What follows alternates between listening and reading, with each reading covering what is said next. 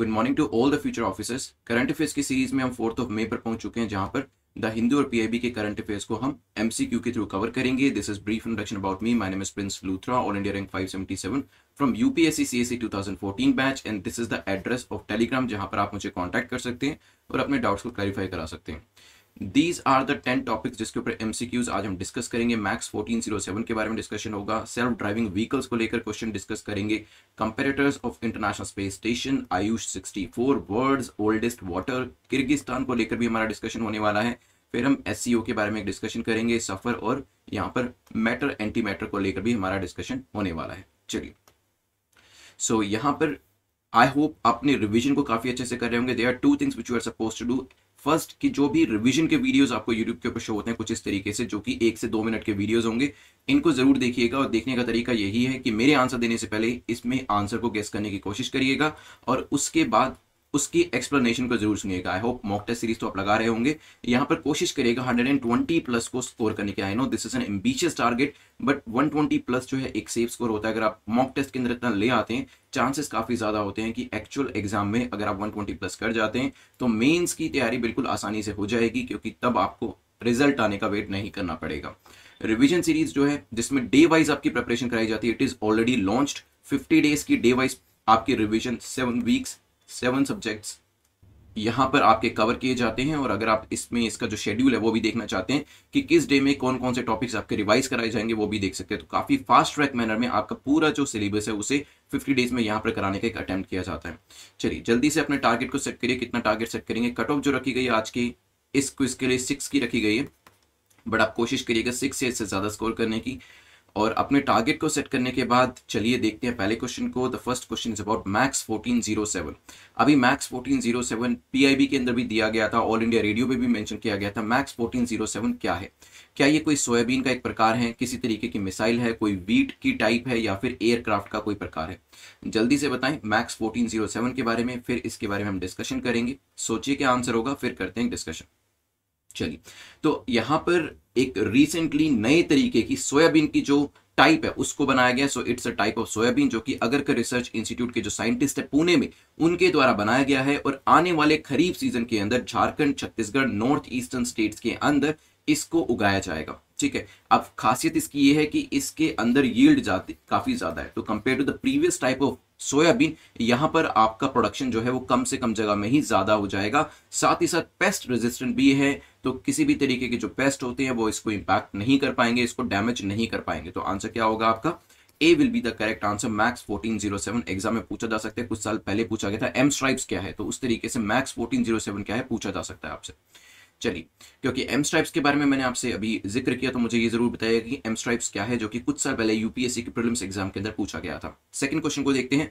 Which country has become the first one to allow self driving vehicles at slow speed? तो कौन सा ऐसी country है, कौन सा ऐसा देश है जो कि पहला अपने आप में बन गया है जिसने कि सेल्फ ड्राइविंग व्हीकल्स जो होते हैं उनको अलाउ कर दिया है कि ये अब देश में लाए जा सकते हैं, स्लो स्पीड के ऊपर इनको लाया जा सकता है? क्या यूएस ने ऐसा किया है, यूके ने, रशिया ने, या फिर फ्रांस ने? सोचिए, फिर डिस्कस करते हैं। चलिए, देखिए, सेल्फ ड्राइविंग व्हीकल्स के अंदर टेस्ला जो है इलॉन मस्क की कंपनी, और साथ ही साथ ऊबर भी काफी ज्यादा इन्वेस्ट कर रहा है। इवन गूगल ने भी काफी इन्वेस्टमेंट इसके अंदर करी है। इसी वजह से काफी सारी कंट्रीज कोशिश कर रही है कि अपनी तरफ से पहली सेल्फ ड्राइविंग व्हीकल वो लेकर आ सके, ताकि ज्यादा से ज्यादा उनको यहाँ पर फायदा हो सके। अगर यहाँ पे कंट्री की बात करें, यूके जो है पहली कंट्री ऐसी बन गई है जो कि स्लो व्हीकल्स को लेकर आ रही है, मतलब स्लो स्पीड पे इन सेल्फ ड्राइविंग व्हीकल्स को चलाया जाएगा। क्योंकि पहले कुछ एक्सपेरिमेंट्स करे गए थे ऐसे ही सेल्फ ड्राइविंग अपने आप चलने वाले व्हीकल्स के ऊपर, लेकिन यूएस के अंदर कुछ ऐसे एक्सीडेंट्स भी देखे गए जिसकी वजह से यहाँ पे जो इसके ऊपर एक्सपेरिमेंटेशन था वो कुछ टाइम के लिए रोक दिया गया था। बट यूके ने यहाँ पे इनिशिएटिव लेते हुए स्लो स्पीड पे इनको शुरू किया है, ताकि जो कॉन्फिडेंस है लोगों का इसके अंदर बन सके। अगर स्लो स्पीड पे विदाउट एनी एक्सीडेंट ये चल सकते हैं, तो फिर धीरे धीरे हो सकता है आगे आने वाले टाइम में इनकी स्पीड को भी बढ़ा दिया जाए। तो आंसर क्या होगा यहाँ पर? B will be the correct answer. ठीक है, चलिए चलते हैं क्वेश्चन नंबर 2 से आगे बढ़ते हुए, सेल्फ ड्राइविंग व्हीकल से आगे बढ़ते हुए क्वेश्चन नंबर 3 को देख लेते हैं, जो कि आईएसएस को लेकर है। थर्ड क्वेश्चन है, which of the following countries are making or planning to make competitors of ISS? आप जानते हैं इंटरनेशनल स्पेस स्टेशन के अंदर काफी सारी कंट्रीज ने कोलैबोरेट किया था, जिसमें वेस्टर्न कंट्रीज भी थी, रशिया भी थी, और यहाँ पे जो इनके एस्ट्रोनॉट्स होते हैं वो इंटरनेशनल स्पेस स्टेशन को यूज करते हैं, ठीक है। तो यहाँ पे अभी बीच में एक और न्यूज आई थी कि रशिया जो है वो कह रहा था कि अपना खुद का ISS जो है वो बनाएगा और इसी वजह से ISS से वो एग्जिट करेगा। यहाँ पर आपको बताना है कि तीनों में से कौन कौन सी कंट्रीज जो है अपना ISS या तो बना रही हैं या प्लान कर रही हैं। सोचिए क्या आंसर होगा, फिर करते हैं डिस्कशन इसको लेकर। चलिए देखिए, कुछ दिन पहले रशिया न्यूज में था, तो रशिया तो यहाँ पे करेक्ट हो ही जाता है कि वो तो वैसे ही प्लानिंग कर रहे हैं। और अभी रिसेंटली न्यूज आई है कि चाइना ने भी अपना जो इंटरनेशनल स्पेस स्टेशन जो है उसको काफी टाइम से शुरू किया हुआ था और उसका एक मॉड्यूल जो है, एक कोर मॉड्यूल जो है वो यहाँ पर लॉन्च किया। तो चाइना ने अपना कोर मॉड्यूल लॉन्च किया स्पेस स्टेशन के लिए, इस वजह से चाइना के बारे में भी जिक्र हुआ था। और चाइना को तो ये भी कहना है कि by the end of next year 2022 के खत्म होने से पहले तक इनका इंटरनेशनल स्पेस स्टेशन जो चाइनीज वर्जन होगा इनका, वो रेडी भी हो जाएगा। इनका जो स्पेस स्टेशन है वो एक टी शेप का है, मैं अभी आपको ग्राफिक पे दिखाऊंगा किस तरीके से दिखता है, और उसके एक नए मॉड्यूल को, और उस मॉड्यूल का नाम क्या है वो भी मैं आपको दिखाऊंगा, उसको यहाँ पर अभी लॉन्च किया। The station will operate in the low earth orbit. तो लो अर्थ ऑर्बिट जो कि 340 से 450 किलोमीटर की ऊंचाई पर ये आपका इंटरनेशनल स्पेस स्टेशन रहने वाला है। It has a designed life span of 10 years, और एक्सपर्ट बिलीव करते हैं कि अगर इसको सही तरीके से यूज किया जाए तो 15 साल से भी ज्यादा इसकी लाइफ टाइम हो सकती है।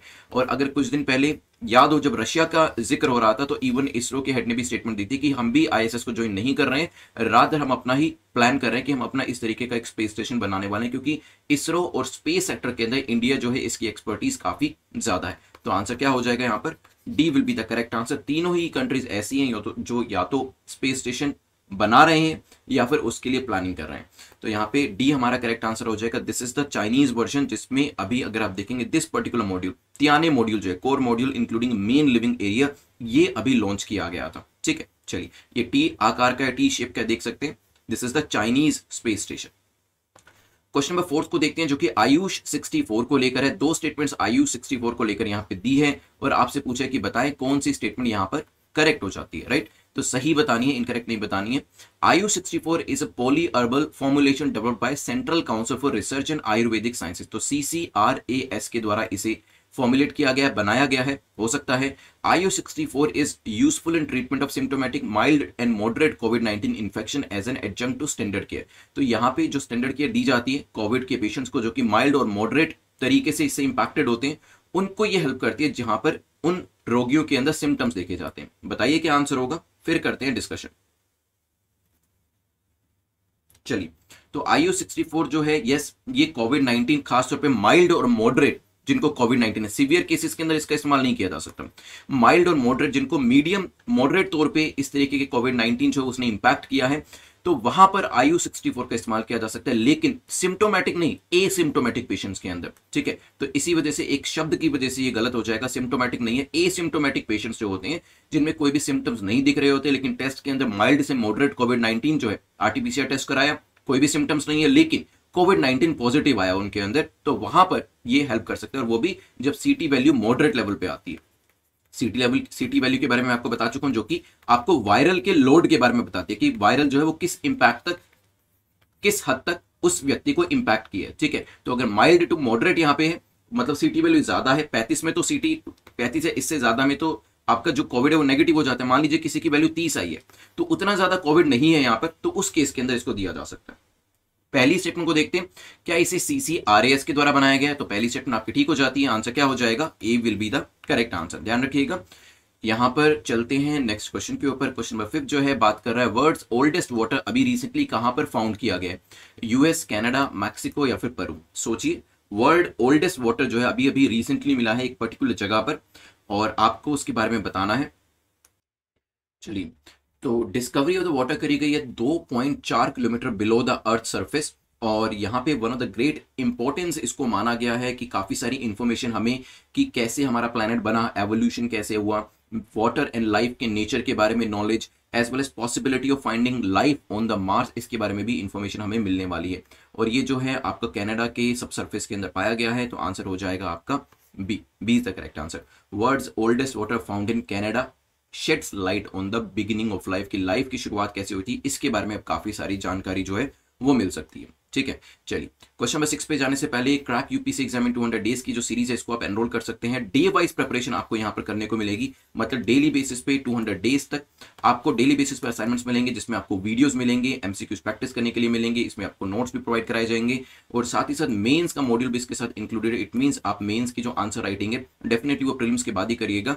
अगर आप इस साल के लिए तैयारी कर रहे हैं तो वो भी आप इसके अंदर कर सकते हैं। सो 200 डेज तक स्टेप बाय स्टेप आपकी तैयारी जो है शेड्यूल्ड वे में इसके अंदर हो जाएगी। चलिए इसको आप एनरोल कर सकते हैं exam.netmock.com के ऊपर।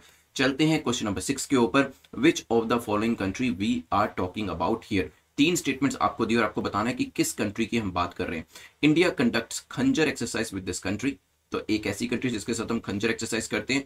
9000 इंडियन स्टूडेंट्स जो हैं वो मेडिसिन पढ़ रहे हैं यहाँ पे, तो मेडिसिन पढ़ने के लिए स्टूडेंट्स काफी जाते हैं और ये कंट्री हमें यूएनएससी के अंदर भी सपोर्ट करती है। खासतौर पे ध्यान आपको इस एक्सरसाइज पे देना है क्योंकि काफी सारी कंट्री ऐसी हैं, ऑफकोर्स इतने स्टूडेंट तो नहीं जाते होंगे लेकिन कुछ स्टूडेंट जाते होंगे मेडिसिन पढ़ने के लिए, और काफी सारी कंट्रीज ऐसी भी है जो कि हमें यूएनएससी के अंदर सपोर्ट कर रही है। But this is the unique name, तभी मैं आपको कह रहा हूँ अगर इसके बारे में आपको पता है तो आंसर करना ईजी हो जाएगा। नेवरदलेस आपको थोड़ा सा यहाँ पे ध्यान लगाना पड़ेगा। सोचिए, चलिए तो रिसेंटली 2 कंट्रीज न्यूज में थी, किर्गिस्तान एंड तजिकिस्तान, और सीज फायर जो है यहां पर देखा गया दोनों के बॉर्डर के ऊपर। और वैसे दोनों कंट्रीज के बीच में जो प्रॉब्लम है वो चलती रहती है और सीज फायर जो वायलेशंस है वो भी होते रहते हैं। देयरफॉर यहाँ पर इंडिया के किर्गिस्तान और तजिकिस्तान दोनों कंट्री से कैसे रिलेशन है इसको लेकर आर्टिकल जो था न्यूज़पेपर में दिया गया था। यहाँ पर जो बात करी जाए जिस कंट्री के साथ हम खंजर एक्सरसाइज करते हैं, जहां पर मेडिसिन पढ़ने के लिए बहुत सारे हमारे स्टूडेंट जाते हैं और जो हमें यूनाइटेड नेशन सिक्योरिटी काउंसिल में भी सपोर्ट करता है, तो ऐसी कंट्री है किर्गिस्तान। तो आंसर या तो किर्गिस्तान होना था या तजिकिस्तान होना था as per the news, but here it is Kyrgyzstan. ध्यान रखिएगा, एक बार देख लीजिए सेंट्रल एशिया में ये कंट्रीज आती है। सो कजाकिस्तान, हियर इट इज आपका उज्बेकिस्तान है, देन आपका तुर्कमेनिस्तान है। यहाँ पर अगर आप देखेंगे बॉर्डर जो है तजिकिस्तान किर्गिस्तान शेयर कर रहे हैं और यहीं पे ही सीज फायर वायलेशन आपको देखने को मिलता है।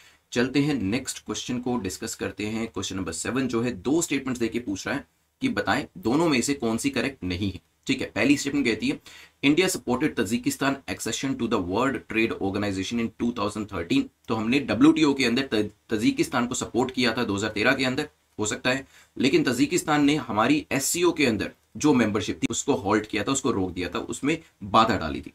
सोचिए क्या आंसर होगा, फिर करते हैं डिस्कशन। चलिए सबसे पहले तो मैं आपको ये बताऊंगा कि यहां पर इसमें आपने सोच लिया होगा अपने आंसर को, लेकिन मिसरीडिंग की वजह से गलत है। अगर आपने इसको करेक्ट अज्यूम करके आंसर किया है तो अपने आपको -2 मार्क्स दीजिएगा। ठीक है, क्योंकि इसी तरीके से आपकी जो ये आदत है जिसमें आप मिसरीडिंग करते हैं या फिर अज्यूम करते हैं कि सारे के सारे क्वेश्चन करेक्ट ही पूछते हैं, जैसे यहाँ पे तो नॉट करेक्ट पूछा है मतलब इनकरेक्ट पूछा है, तो इसकी वजह से अगर आपने करेक्ट को अज्यूम करके आंसर किया है तो -2 यहां पर करिए जब तक कि ये आदत आपकी सही नहीं होती, क्योंकि हम नहीं चाहते हैं कि एग्जाम में जाए और वहां पे इनकरेक्ट पूछे, हम करेक्ट करके आंसर आ जाए और फिर हमारा क्वेश्चन आते हुए भी गलत हो जाए। So here you are suppose to give yourself -2। अगर आपका टोटल 10 का स्कोर है तो आप मुझे -2 करके कमेंट में 8 बताइएगा और बता दीजिएगा मिसरीडिंग की वजह से आपके 2 मार्क्स कटे, या फिर अगर आपने 7 का स्कोर किया तो 7 -2 करके 5 बताइएगा, क्योंकि इसी से ही आपकी इस पनिशमेंट से ही आपकी जो आदत है वो सही होगी। इंडिया ने सपोर्ट किया था क्या तजिकिस्तान को 2013 के अंदर, तो बात बिल्कुल ठीक है, इंडिया ने तजिकिस्तान को सपोर्ट किया था 2013 के अंदर, और इवन तजिकिस्तान ने भी SCO के अंदर इंडिया को सपोर्ट किया था, कभी भी हमारी मेंबरशिप को होल्ड नहीं किया, कभी भी हमारी मेंबरशिप के अंदर बाधा नहीं डाली है। तो यहाँ पे आपको इनकरेक्ट बताना था या नॉट करेक्ट बताना था, तो आंसर आपका बी होना चाहिए था। अगर लेकिन आपने ए आंसर किया क्योंकि आपने मिसरीड किया, तो यहाँ पे आपको -2 अपने आप को देने पड़ेंगे। And this map is quite important, central Asia का जो मैप है, तजिकिस्तान कजाकिस्तान किस किस का बॉर्डर किस किस से टच कर रहा है, ये सब चीजें आपको पता होनी चाहिए। चलिए चलते हैं क्वेश्चन नंबर 8 को देख लेते हैं, जो कि इवैक्यूएशन साइट और उनके नेम को लेकर है। अलग अलग हमने इवैक्यूएशन प्रोग्राम्स जो थे वो चलाए थे। So following evacuation programs names और इवैक्यूएशन साइट जो है वो आपको दिए, तो लेफ्ट साइड में प्रोग्राम का नाम दिया है, राइट साइड में साइट का नाम दिया है, आपको बताना है कौन सा यहाँ पे करेक्टली मैच कर रहा है। ऑपरेशन राहत हमने चलाया था येमेन के अंदर, वहां से इवैक्यूएशन करने के लिए। ऑपरेशन सेफ होम कमिंग हमने नेपाल से लोगों को निकालने के लिए। ऑपरेशन सुकून हमने लेबनान से निकालने के लिए। बताइए क्या आंसर होगा, फिर करते हैं डिस्कशन। चलिए सबसे पहले जो इनकरेक्ट है, और क्योंकि एक ही इनकरेक्ट है वो मैं आपको बताता हूं, बाकी दो मैं आपसे पूछूंगा क्योंकि ये हम डिस्कस कर चुके हैं बाकी के दो। ऑपरेशन सेफ होम कमिंग जो है ये कहां पे इंप्लीमेंट किया गया था, देखिए it was launched by Indian government on 26 Feb 2011। तब काफी सारे इस तरीके के ऑपरेशंस चलाए जा रहे थे, क्योंकि काफी सारी जगह पे जो खासतौर पे नॉर्दर्न अफ्रीका वाले रीजन के अंदर civil war like situation create हो गई थी। इसी वजह से जो हमारे इंडियंस थे, चाहे वो आपके त्रिपोली के अंदर हो या फिर उसके आसपास की कंट्रीज, यमन में, लेबनान में हो, लीबिया में हो, वहां से उनको इवैक्यूएट कराया जा रहा था। सो 26 फरवरी 2011 को हमने अपने लोगों को लीबियन सिविल वॉर जो थी वहां से बचाने के लिए हमने अपने लोगों को यहां पर निकाला था। साथ ही साथ आसपास की जो कंट्रीज थी, श्रीलंका हो गया, बांग्लादेश हो गया, उनके लोगों को भी यहां से निकालने में हेल्प करी थी। ठीक है, तो ऑपरेशन सेफ होम कमिंग जो था वो नेपाल से नहीं था, वो कहां से था, वो लीबिया से था। ठीक है, सेकंड स्टेटमेंट इनकरेक्ट होने की वजह से ए और डी को आप एलिमिनेट कर सकते हैं। It means third by default ठीक हो जाएगा, मतलब ऑपरेशन स्पून जो था वो लेबनान को लेकर चलाया गया था, और पहली जो स्टेटमेंट है ऑपरेशन राहत वो भी यमन को लेकर चलाया गया था, वो भी आपका आंसर ठीक हो जाता है और आपका पेयर करेक्ट हो जाता है। तो B will be your correct answer. ध्यान रखिएगा, राहत यमन से है, सुकून लेबनान और सेफ होम कमिंग लिबिया से। ठीक है, चलिए, एयर इंडिया का इस्तेमाल किया गया था, इवन इंडियन नेवी ने भी यहाँ पे पार्टिसिपेट किया था इवैक्यूएशन प्रोसेस के अंदर। चलिए चलते हैं नेक्स्ट क्वेश्चन के ऊपर, विच इज क्वेश्चन नंबर 9, जो कि सफर को लेके है। SAFAR time and time again newspaper में अपीयर करता है कि जैसे ही एयर क्वालिटी का कहीं ना कहीं इंपैक्ट दिखाई देता है, एयर क्वालिटी खराब होती है एनसीआर रीजन के अंदर खासतौर पे, तो ये न्यूज में आता है। यहां पर सफर को लेकर 2 स्टेटमेंट आपको दी है और आपको बताना है कौन सी स्टेटमेंट आपकी सही है। पहली स्टेटमेंट कहती है सफर इज अ नेशनल इनिशिएटिव जो कि ministry of earth and science के द्वारा इंट्रोड्यूस किया गया था। The system is indigenously developed by IMD, IMD के द्वारा इसे डेवलप किया गया था। बताइए क्या आंसर होगा। ये जो नेशनल इनिशिएटिव है किसके द्वारा लाया गया है और क्या इसमें जो आईएमडी है उसके द्वारा इसे डेवलप किया गया है, बताइए।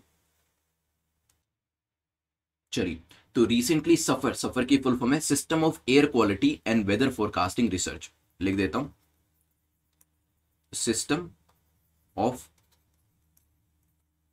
Air quality and weather forecasting and research. ठीक है, तो यहां पे सफर जो है ministry of earth and science के द्वारा इंट्रोड्यूस किया गया था। पहली जो स्टेटमेंट आपकी है वो बिल्कुल ठीक हो जाती है, लेकिन सेकंड स्टेटमेंट की बात करें, ये जो इंडिजिनियसली डेवलप्ड सिस्टम है इसे लाया गया IITM, that is Indian Institute of Tropical Meteorology, Pune के द्वारा, और इसे ऑपरेशनलाइज आईएमडी के द्वारा किया जाता है। आईएमडी के द्वारा बनाया नहीं गया, डेवलप तो IITM पुणे के द्वारा किया गया, लेकिन इसे मैनेज या फिर कहें कि इसे ऑपरेशनलाइज, ऑपरेशन इसका आईएमडी के द्वारा मैनेज किया जाता है। हेंस सेकंड स्टेटमेंट आपकी इनकरेक्ट हो जाती है। यही जो है वर्ड्स को आपको देखना है, डेवलप लिखा है या ऑपरेशनल लिखा है। डेवलप होगा तो IITM के द्वारा इसे बनाया गया है, लेकिन अगर ऑपरेशन की बात करती है तो आईएमडी के द्वारा इसे मैनेज किया जाता है। हेंस आपका जो आंसर होगा वो ए होगा। तभी आपको एक एक स्टेटमेंट एग्जाम के अंदर बिल्कुल ध्यान से पढ़नी है और वहां पर गलती नहीं करनी है। ठीक है, लास्ट क्वेश्चन आपका है, consider the following statement. 2 statement देके आपसे पूछा है, बताइए करेक्ट स्टेटमेंट आपकी कौन सी है। Matter is made up of atoms, matter जो होता है एटम्स का बना होता है। Anti matter is the opposite of normal matter, normal matter का जो अपोजिट होता है उसे एंटी मैटर कहते हैं। यहाँ पे एक एक शब्द को ध्यान से पढ़िएगा, उसके बाद आंसर करने की कोशिश करें, फिर इसके बारे में डिस्कशन करते हैं। चलिए, तो recently RRI, Raman research institute Bengaluru जो है, इन्होंने एक मिस्ट्री जो है उसको रिजोल्व किया है, जो कि anti matter counter part of electron, जिसको कि पॉजिट्रॉन कहा जाता है, उसको लेकर थी, और पॉजिट्रॉन एक्सेस फिनोमिना को लेकर थी। तो ये पॉजिट्रॉन एक्सेस फिनोमिना क्या होता है, ये पूरी जो मिस्ट्री को सोल्व किया गया है, इसको लेकर हम एक अलग से वीडियो बनाएंगे ताकि आपको ये मेंस के पर्सपेक्टिव से भी समझ में आ सके। राइट, यहां पर हम एमसीक्यू के पर्सपेक्टिव से पढ़ेंगे, और ये RRI जो इसके अंदर इन्वॉल्व है उसके बारे में आपको पता होना चाहिए, मैटर एंटी मैटर के बारे में पता होना चाहिए। RRI बेंगलुरु में लोकेट है, एक ऑटोनोमस इंस्टीट्यूशन है जो department of science and technology के अंदर आता है। ठीक है, ये चीजें आपके एमसीक्यू के पर्सपेक्टिव से होगी। अब ये पूरी जो मिस्ट्री रिजोल्व करी गई है उसके पीछे जो साइंस एंड टेक्नोलॉजी की न्यूज है, that we will study from the mains perspective in a different video, जो कि 2 से 3 मिनट का बनाएंगे। Matter is made up of atoms, तो क्या मैटर जो है एटम्स का बना होता है, बिल्कुल ठीक है पहली स्टेटमेंट। और एंटी मैटर जो है वो आपके नॉर्मल मैटर का अपोजिट होता है। दोनों स्टेटमेंट्स आपकी ठीक हो जाती है। आंसर क्या हो जाएगा, C will be the correct answer. RRI Bengaluru को ध्यान रखिएगा क्योंकि वो भी काफी न्यूज में था। अभी प्रीलिम्स और मेंस के क्वेश्चन से पहले 2 मिनट के अंदर रिवाइज करते हैं। It is going to be the active revision, जिसके अंदर आप लोग मुझे आंसर करेंगे। मैथ्स 1407 क्या है, जल्दी से मुझे बताएं। पेस्ट रेजिस्टेंट एक क्वालिटी बनाई है खरीफ सीजन 2022 के अंदर, इसको लेके आया जाएगा, और छत्तीसगढ़ से लेके नॉर्थ ईस्टर्न स्टेट्स, झारखंड से लेके वेस्ट बंगाल तक ये सोयाबीन की जो क्वालिटी है इसको उगाया जाएगा। राइट, चलिए नेक्स्ट क्वेश्चन में जल्दी से बताएं, स्लो स्पीड के ऊपर कौन लेके आया। सेल्फ ड्राइविंग व्हीकल यूएस के अंदर पहले लॉन्च किया गया था, लेकिन रिजल्ट्स उतने अच्छे नहीं रहे थे। अभी यूके जो है वो इसको लेकर आया है, और इसको देखा जाएगा किस तरीके से इसका फीडबैक आता है लोगों की तरफ से, और फिर स्पीड जो है वो भी बढ़ाई जा सकती है। देन नेक्स्ट क्वेश्चन में, क्वेश्चन नंबर 3 के अंदर हमने ISS के बारे में जाना था। रशिया, इंडिया, चाइना, कौन कौन लेकर आ रहा है ISS। अपना स्पेस स्टेशन जो है तीनों के द्वारा डेवलप किया जा रहा है और चाइना तो ऑलमोस्ट कंप्लीट भी कर चुका है और कह रहा है कि 2022 तक हम इसे कंप्लीट कर लेंगे। चलिए IU-64 के बारे में डिस्कशन हुआ था, तो सिम्टोमेटिक या एसिम्टोमेटिक, माइल्ड या मॉडरेट या सीवियर, किस तरीके के पेशेंट्स को ये हेल्प करता है, CCRAS के द्वारा ये बनाया गया है और ये asymptomatic mild to moderate patients जो होते हैं उनको हेल्प करता है जहां पे CT लेवल ज्यादा होता है, राइट। देन हमने IU-64 से आगे बढ़ते हुए वर्ल्ड्स ओल्डेस्ट वाटर कहां पे फाउंड किया गया, जिससे कि पता चलेगा कि लाइफ कैसे एग्जिस्ट करती थी, एवोल्यूशन कैसे हुआ, कैसे हमारे प्लैनेट्स बने, ये सब चीजों की जानकारी हमें मिलेगी इस पानी से जो कि कनाडा के नीचे उनके सब सरफेस के अंदर पाया गया है। इस सीरीज को आप एनरोल कर लीजिएगा या फिर दूसरी कोई भी सीरीज को आप एनरोल करना चाहते हैं कर सकते हैं exam.netmock.com के ऊपर, ताकि आपकी तैयारी और भी अच्छे तरीके से हो सके। Then we discussed about which of the following statement, हमने देखी इसमें किसके बारे में बात करी जा रही है ये हमने डिस्कशन किया था, तो खंजर एक्सरसाइज और साथ ही साथ मेडिसिन के बारे में बात करी गई थी और कंट्री के बारे में बात करी गई थी। ये सब चीजें हैं किर्गिस्तान के साथ करी जा रही है। चलिए फिर हमने यहाँ पे तजिकिस्तान के बारे में भी डिस्कस किया था, क्या तजिकिस्तान ने हमें रोका था SCO के लिए, तो आंसर इज नो, लेकिन हमने WTO के अंदर उन्हें सपोर्ट किया था, SCO के अंदर उन्होंने हमें सपोर्ट किया था, राइट। देन इसके बाद डिस्कशन हमारा हुआ था वेरियस इवैक्यूएशन प्रोग्राम को लेकर। जल्दी से बताएं, सेफ होम कमिंग किस कंट्री से लोगों को इवैक्यूएट कराया गया था, अपने नेबरिंग कंट्रीज के लोगों को इवैक्यूएट कराया था। Operation Rahat Yemen, operation Sukoon Lebanon, operation safe home coming Libya. Then next हमारा डिस्कशन जो था वो सफर को लेकर हुआ था। सफर के अंदर हमने देखा था एक नेशनल इनिशिएटिव है जो कि ministry of earth and science का है, साथ ही साथ system is indigenously developed by किसके द्वारा, IITM पुणे के द्वारा और मैनेज IMD के द्वारा किया जाता है, ठीक है। चलिए इसके बाद डिस्कशन हमारा लास्ट क्वेश्चन को वो हुआ था, मैटर जो है वो एटम्स का बना होता है, एंटी मैटर नॉर्मल मैटर के अपोजिट होता है। RRI बेंगलुरु के द्वारा एक मिस्ट्री को रिजोल्व किया गया, इसी वजह से ये पूरी न्यूज थी। एक बार मैं आपको दोबारा कहना चाहूंगा कि जो मॉक टेस्ट सीरीज है उसको डेली बेसिस पे जरूर लगाइएगा, रिवीजन डेली बेसिस पे जरूर करिएगा। अगर आप 30 to 35 मार्क्स का इंप्रूवमेंट देखना चाहते हैं, क्योंकि जब आप मॉक टेस्ट लगाते हैं तो वहां पर आपको काफी सारी अपनी गलतियों के बारे में पता चलता है, और जब आप रिवीजन करते हैं, रिवीजन में जो चीजें आपने पूरे साल में, एक साल, पिछले 2 साल में पढ़ी होती है वो आपको दोबारा से याद आ जाती है और वो इन्फॉर्मेशन को आप एग्जाम में यूज कर सकते हैं। Therefore there are 2 weapons with you right now, that is the mock test series जो आप लगाए जरूर डेली बेसिस पे, और डेली बेसिस पे ज्यादा से ज्यादा रिवीजन जो है वो जरूर करें, क्योंकि ये जो 2 चीजें अगर आप अच्छे से करेंगे 30 से 35 मार्क्स इजिली आपके ज्यादा आएंगे कंपेयर टू अ कैंडिडेट जो कि मॉक टेस्ट सीरीज और रिवीजन के ऊपर ध्यान नहीं देगा। तभी मैं आपको बार बार ये चीज कह रहा हूं, एम्फोसिस देके कि इन दोनों चीजों को मिस बिल्कुल मत करेगा। मॉक टेस्ट सीरीज जरूर लगानी है और साथ ही साथ रिवीजन जो है जरूर करनी है। चलिए प्रीलिम्स का जो क्वेश्चन है वो देख लेते हैं। इजी क्वेश्चन है, पहले भी पूछा हुआ है वैसे आपसे, लेकिन मेंस का क्वेश्चन इसी से रिलेटेड है। आज का आपका न्यूज को लेकर नोटा के बारे में थोड़ा सा जिक्र किया गया था। नोटा क्या है 1 लाइन में बताइएगा। Now the most important question mains का, अगर नोटा जो है उसको मैक्सिमम नंबर ऑफ वोट्स मिलते हैं तो डू यू थिंक कि दोबारा से इलेक्शन कराने चाहिए एज अ सिविल सर्वेंट और एज अ सिटीजन? आपका इसके ऊपर क्या ओपिनियन है? अपना ओपिनियन आपको देना है यहाँ पे 150 वर्ड्स में, इसको आंसर जरूर करिएगा और अपने आंसर्स को मेंस का जो ग्रुप है आपका टेलीग्राम का वहां पर सबमिट करिएगा। और जो प्रीलिम्स का क्वेश्चन है इसके जो आंसर्स है ये आपको नीचे कमेंट सेक्शन के अंदर ही करने हैं। If this video gets the 500 likes, 500 likes अगर इस वीडियो को मिल जाते हैं, देन फ्री PDF जो है, मंथली PDF जो है वो आप सभी को प्रोवाइड करी जाएगी टेलीग्राम चैनल के ऊपर, ठीक है। So support this video so that आपको PDF जो कंपाइलेशन होते हैं पूरे MCQs की पूरे महीने के वो आपको मिल जाए। Thanks for watching this video. कोई भी आपका डाउट होता है वो आप मुझसे जरूर पूछिएगा। साथ ही साथ कमेंट सेक्शन के अंदर अपना टारगेट और अपने मार्क्स को जरूर लिखिएगा। टारगेट नहीं भी लिखते हैं तो मार्क्स को जरूर लिखिएगा और ये देखने की कोशिश करिएगा कि आप किस तरीके से इंप्रूव जो है मंथ बाय मंथ अपने स्कोर के अंदर देख रहे हैं। इसकी PDF जो है, इस पूरे वीडियो की PDF आपको टेलीग्राम के ऊपर मिल जाएगी। साथ ही साथ take care, stay safe. Next video जो है वो आपको इसी चैनल के ऊपर, इवन दूसरे चैनल के ऊपर भी जो वीडियोस है वो डालने शुरू कर दिए, उसको भी आप सब्सक्राइब कर सकते हैं। डाउट के केस में @prince_luthra के ऊपर मुझे टेलीग्राम कर दीजिएगा। Have a nice day, good bye.